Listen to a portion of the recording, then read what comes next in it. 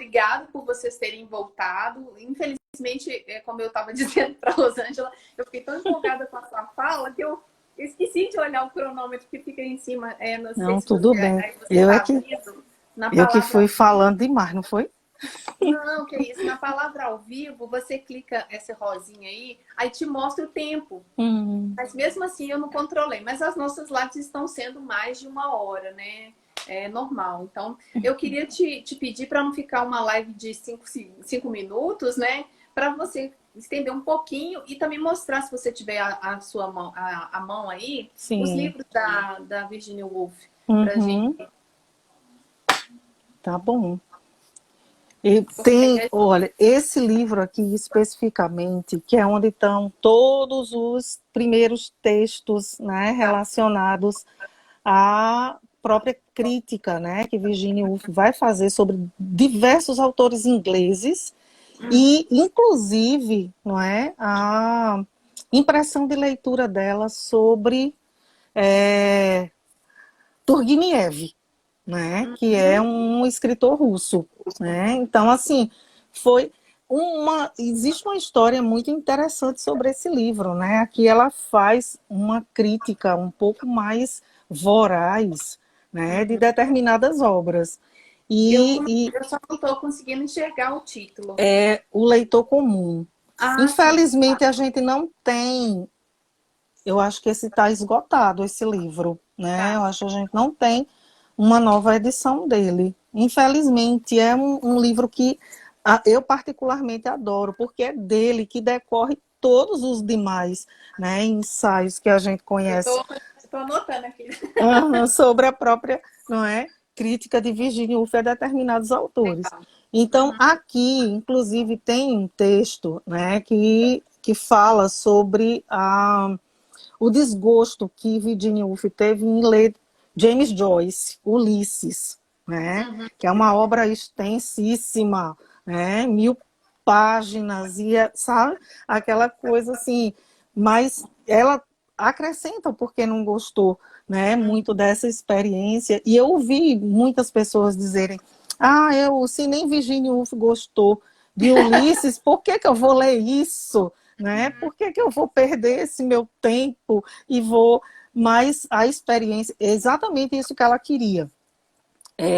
Fazer com que a experiência, não é, de leitura de cada um de nós fosse muito diferente, né? O leitor comum para ela é o leitor crítico, é o leitor que, não é capaz de dizer da própria obra dos escritores de uma maneira, né, bastante segura. Então, para fazer isso, né, é preciso ler o livro, né? É preciso ler a obra, né? Não se fala de Jane Austen, não se fala, né, de escritores da própria, de toda a literatura, né, seja ela de que país for, sem ter lido, né, o livro. Então é muito importante isso. Então esse é um livro que, para mim, né, precisa urgentíssimo de uma reedição, né?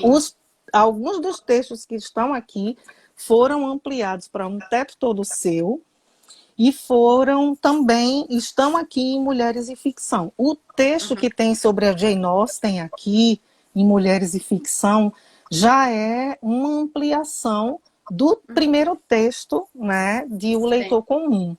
Então, ela fez duas edições de O Leitor Comum. Tem essa primeira de 1925 e a segunda, deixa-me só olhar a minha colinha aqui, porque eu sou péssima com datas. A segunda é de 1932. Então, o texto que tem em Um Leitor Comum é o de 1925, e o que tem aqui em Mulheres e Ficção, mais especificamente, é o de 1932, já ampliado, com outras ideias, com outras questões relacionadas à própria, não é, obra da Jane Austen. Inclusive, se você me permitir, eu queria ler, né, uma frase que ela acrescenta. Todo o tempo. Não é? Ela acrescenta já no final do ensaio, que ela vai dizer assim: a obra era de uma perfeição singular, o equilíbrio de seus dons como escritora. Entre os romances que conclui, não há fracassos, e entre os muitos capítulos de cada um, poucos ficam notadamente abaixo do nível dos demais. E aí ela vai falar sobre, sobre os textos, né, que Jane Austen deixou não finalizados ainda, né? Enfim, que depois foram publicados em várias coletâneas, né? The Watsons, enfim, não é? Muitas outras dessas, Lady Susan, muitas outras dessas coleções, não é? E aí, nesse texto especificamente, é importantíssimo para a gente, né? Visualizar como ela entendia a obra de Jane Austen como uma obra representativa, né? E essencial para que a gente comece esse percurso da literatura feminina, né? A entender o que é essa literatura escrita por mulheres, né? E aí Jane Austen, depois não é, a Charlotte Brontë, depois a Emily, depois a Anne, enfim, não é? Todas as mulheres que vieram depois, né? Sim, Então, verdade. a representatividade desses materiais é muito grande, faz com que a gente entenda também o trabalho do crítico, né? O que é o crítico? Ele sempre tem esse papel de vai alfinetar todo mundo, né? Vai falar mal do livro das pessoas, mas o papel do crítico não é esse, né? Ele tem também uma representatividade fundamental, né, nessa obra e como ela perpassa. Então, eu fico muito feliz, né, de poder acessar esse gosto da Virginia Woolf pela obra da Jane Austen. Eu acho que, para mim, foram duas escritoras, né, essenciais para quem quer, né, conhecer um pouco do que é, né, essa escrita de mulheres. Então, a Jane Austen, né, na sua época e perpassando todos os séculos, e a Virginia Woolf no início do século XX com, né, outra representatividade também, não é, maravilhosa, e para nós é essencial, né? Desculpa, eu estou Agora, eu falando posso muito. te pedir nada. E o Mrs. Dalloway, que eu não li ainda. Então, Aham. o que você tem a dizer? Esse Ai, parece que é uma obra-prima, né? isso é um livro maravilhoso, Adriana. Ele se passa, toda a ação do livro se passa em um único dia, não é? Que é toda a preparação da festa, não é? Que a Clarissa Dalloway vai dar à noite, né? Então ela começa a refletir, tem muito fluxo da consciência, ela começa a refletir sobre aquele ambiente onde ela vive, começa a criticar, não é? Tudo, toda aquela sociedade, o modo que aquela sociedade vê, né, as demais pessoas, vê os, né, vindos da guerra, né, esses homens que são um pouco estrangeiros e que depois, né, estão na Inglaterra devido a algum motivo, né, específico resultante da guerra. Então, é um livro muitíssimo querido, né? Ele é muito delicado em algumas coisas e muito voraz em outras, né? Para a gente compreender exatamente de que maneira, né, o que é essa sociedade, não é, do início do século XX e como ela é marcada, né, por preconceitos, por um certo desconhecimento, não é, do que é realmente a estrutura social, não é, depois de uma guerra. Virginia Woolf escreveu muito, né, no pós-guerra. Inclusive Um Teto Todo Seu, né, é um ensaio que advém desse momento, né, dessa saída da Primeira Guerra. Então, como é que fica a mentalidade em relação, não é, a obra escrita por mulheres no pós-guerra, né, logo depois de momentos bastante instáveis, não é? E essa relação também, a preocupação que ela tinha, né, com as mulheres e a educação, né, de que maneira elas podem, né, representar muito, não é, do que a essência feminina dentro, não é, desse contexto conturbado do que é ser mulher, né, em uma sociedade que ainda traz os resquícios patriarcais, né? Eu acho que a gente vai levar um tempinho ainda para se livrar mesmo do que é né, essa sociedade patriarcal. Infelizmente, a gente ainda tem, né, muito resquício disso. Mesmo na contemporaneidade, imagina isso, que eu jamais imaginei estar falando uma coisa dessas, não é? No século XXI, né? Então, em 2020, né? Mas, infelizmente, existe, né? E é algo que precisa se modificar, né? É algo que precisa mudar. Talvez eu não veja isso, talvez não seja na minha geração, não é? Mas certamente Eu acho que é bloquinho por bloquinho, assim, sabe? Que cada uma vai acrescentando. Eu eu assisti uma live da Conceição Evaristo, que é uma escritora que eu, não é, adoro, e ela estava dizendo que existe, né, um compartilhamento ainda desse machismo, né, muito arraigado do homem em relação, não é, à própria figura feminina, quando na realidade com quem, né, você pode contar, a não ser com a sua companheira, não é? Se você escolhe alguém para esse matrimônio, aí eu vou remeter, não é, a questão do próprio matrimônio, é porque, não é, essa pessoa de certo modo vai dialogar com você, vai, não é, ser esse semelhante, não é, essa pessoa que complementa de certo modo, não é?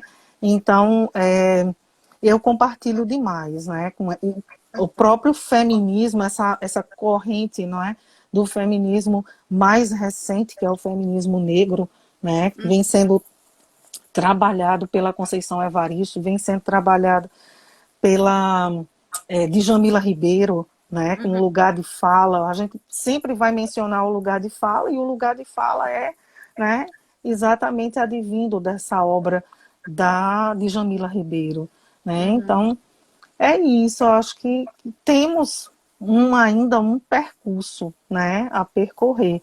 Virginia Woolf fez essa primeira crítica, não é? A Jane Austen escrevendo numa época complicada para as mulheres, mas que, se a gente for verificar hoje na contemporaneidade quais mudanças reais, não é, a gente tem em relação à mulher que escreve, não é? Ela já tem, não é? E ainda colocar aquela questão, nem todas as mulheres podem ter, não é, o teto todo seu, e a quantia, não é, em dinheiro. Muitas mulheres ainda estão em busca de uma profissão, né? O mercado de trabalho para a mulher também é muito difícil. Nós que somos acadêmicas sabemos disso, não é? Passamos por uma seleção criteriosa, ficamos, né, estudamos durante muito tempo, né? E quando a gente busca realmente a profissão, a gente ainda tem, não é, muita dificuldade com o próprio mercado de trabalho.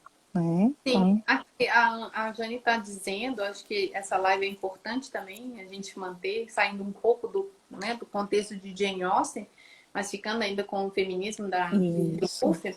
Feminismo atualmente no Brasil é muito mal visto, mas eu acho que ele sempre foi mal visto. Essa palavra, eu desconheço essa palavra, apesar de ler Simone de Beauvoir na adolescência, não era falado, isso não era dito, não eram faladas, né? E eu estou dizendo anos 80 ali, tá, gente? A adolescência, a leitura. Eu nem sei qual foi o gatilho que me fez, né, me impulsionou para ler a Simone de Beauvoir tão jovem, 14, 15 anos. E a Jane está dizendo aí que feminismo é coisa de mulher mal amada, isso, né? não e é? associa com a beleza, a questão estética, né, da mulher.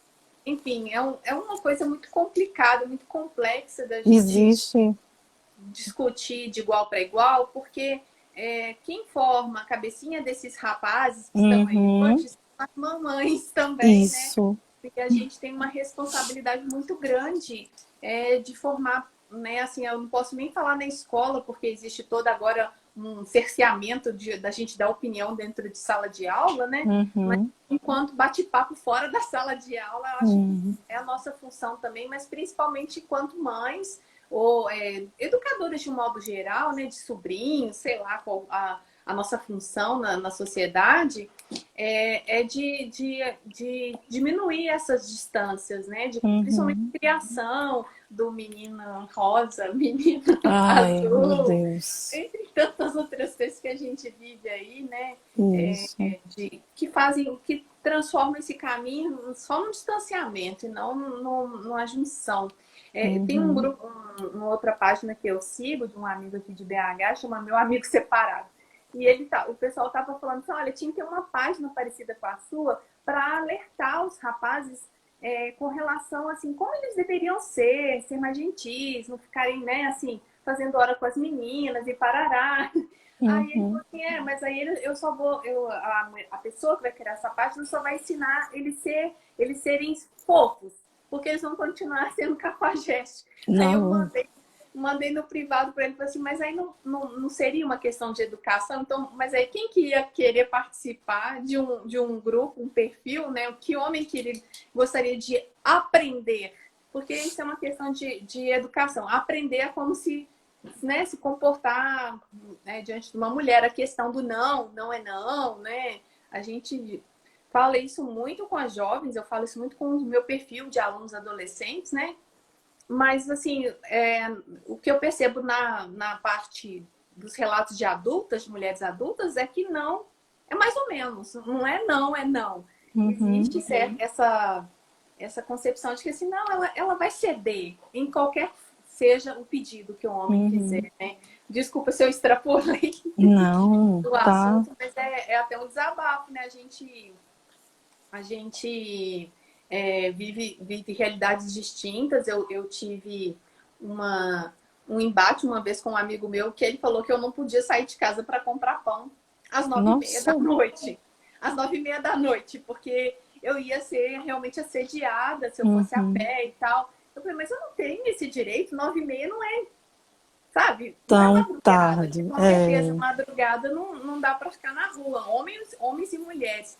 Mas então percebe que tem a ida à padaria, ela é restrita ao gênero. O gênero masculino pode ficar mais tempo na rua do que a mulher. E existe essa distinção. Numa outra live, eu nem comentei, mas existia uma diferença de quando eu trabalhava à noite, né, em faculdade à noite. Se eu tivesse de calça, eu ficava um pouco invisível. Mas se eu tivesse de vestido, obviamente, como eu ia dar aula, eu não estava com vestido curto, não querendo sinalizar que eu estava, né? O vestido é que transforma a mulher em fácil ou né? Sei lá, qual que é a palavra, agora me perdi. Bom, quando eu estava de vestido, existia um assédio maior. Então, percebe? Porque aí eu deixava de ser um ponto morto ali de calça jeans, como todo mundo que estava ali na rua, né? E aí eu passaria assim, o que ela está fazendo? Será que ela está querendo um elogio? Porque acho que o mais comum que acontece é assim, será que ela está querendo um elogio? É difícil, né, a gente mudar essa concepção aí que existe no mercado. E no Brasil ainda, eu acho que é mais gritante essa desigualdade de pensamento, né? Porque quem forma esses rapazes que hoje pensam assim, quem formou, são os pais e a escola, de um modo geral, tem uma certa contribuição, né? Enfim, não sei te dizer. A gente, como você falou também, você não deve ter percebido, eu fiz carinho de choro quando você falou assim, eu não vou ver, a minha geração não vai ver mudanças significativas. Mas aí é um pouquinho de cada vez, né? Que a gente pode contribuir para que exista essa... Acho que assim, o homem, a porta é aberta e a gente só tem um vãozinho.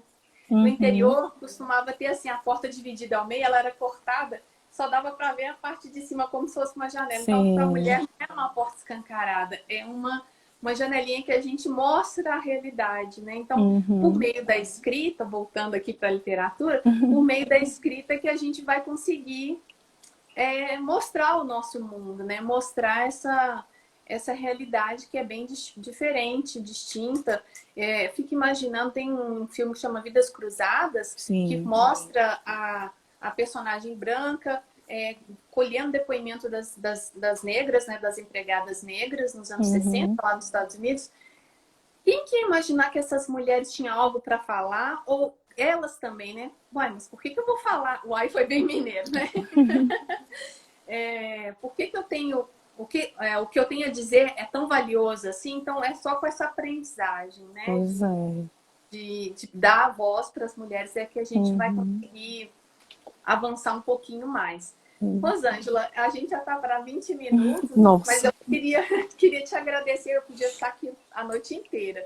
Mas aí vou acabar falando besteira, eu já dei uma derrapada. Não, foi ótimo, imagina. E aí eu queria te deixar esse canal aberto, se você quiser falar mais, fazer outras lives, só me fala o título que está à disposição.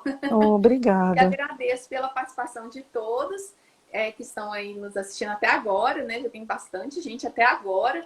E para os alunos da Rosângela, que são aí, né, não sei quais cidades, mas são da Paraíba, também tem um pezinho bem aí, pertinho de vocês, que meus pais nasceram em Ouro Branco, que é quase divisa com a Paraíba, é ali perto de Santa Luzia, né? Depois de Campina Grande, quando eu pegava o ônibus de Campina Grande para lá, a próxima cidade é Santa Luzia, e aí tinha que ir de carro particular para Ouro Branco. Então também estou bem, aí tenho Ai, que ótimo, que bom. A gente que fica feliz.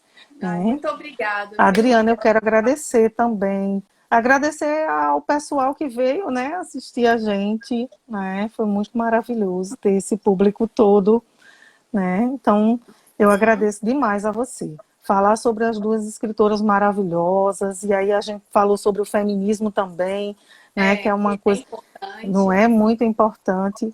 E lembrar sempre, não é, que a luta feminista, ela não tem nada a ver com questão de ser mulher, não é? Os homens também podem se dizer feministas, não é? Isso tem que ficar, não é, registrado. Os homens também podem, não é, ter esse pensamento, esse posicionamento feminista, porque o feminismo, na verdade, é uma ideologia, não é? E a gente, uma política, sobretudo, não é? Eu acho que o que a gente quer mais é essa igualdade entre, não é, homens e mulheres de pensamento, não é, igualdade política, igualdade econômica, enfim, não é? Então, como diz, né, a Chimamanda, sejamos todos feministas, tá certo? Acho que vale a pena. E para as mulheres continuarem a escrever, não é? Elas continuarem a escrever, se posicionarem no mercado editorial, saberem que é, né, se colocarem nesse espaço e insistirem nesse espaço, né, para que ele seja consolidado para a gente cada vez mais. Então, isso... interessante que você falou aí, o nome, o oposto de machismo não é feminismo, é feminismo. Feminismo o ódio aos homens, a rejeição a qualquer tipo de associação a eles. Então, existe isso. Agora, o feminismo, ele é desconstruído todo dia, porque essa palavra tudo que termina com ismo aqui no Brasil hoje em dia tá complicado, né? A palavra é complicada, né? Realmente. Então, eu acho que a gente precisa, inclusive, mudar um pouco, não é, o tom dessa palavra. Eu gosto muito de lugar de fala, né? O lugar de fala tanto é feminino quanto é masculino. E aí a gente pode se posicionar, com certeza, não é, a partir do lugar de fala e trazer contribuições, não é, Mil? A gente não pode deixar que todas as discussões que foram realizadas, né, já a partir da Jane Austen, trazendo, né, essa sua personagem tão progressista, né, para os modelos contemporâneos, esvanecer, né? Eu acho que a gente precisa cada vez mais, na realidade, não é, lutar por esse espaço do feminino e com homens, né, muito mais conscientes também, né, de qual é o papel do masculino na contemporaneidade, né, sobretudo. Eu acho que já não cabe mais na contemporaneidade, não é, determinados posicionamentos. Então, acho que, né, todos serem vistos como cidadãos, todos serem vistos como participativos, né, nesse momento. Enfim, grandes homens e grandes mulheres, né? Sim, é isso que a gente quer. E aí, pessoal, eu só queria, já que tem vários alunos seus aqui nessa live e outras pessoas que também se juntaram a nós, amanhã de manhã eu vou fechar o sorteio. Então, participem do sorteio. São 6 livros da Jane Austen que a gente está sorteando. É um para cada sorteado, então são 6 chances de você ganhar. tá aqui no perfil da Jane Austen Brasil para quem quiser participar. No mais, boa noite para todo mundo. Boa noite, Adriana. Obrigada. Boa noite, gente. Boa Tchau, noite, tchau. pessoal.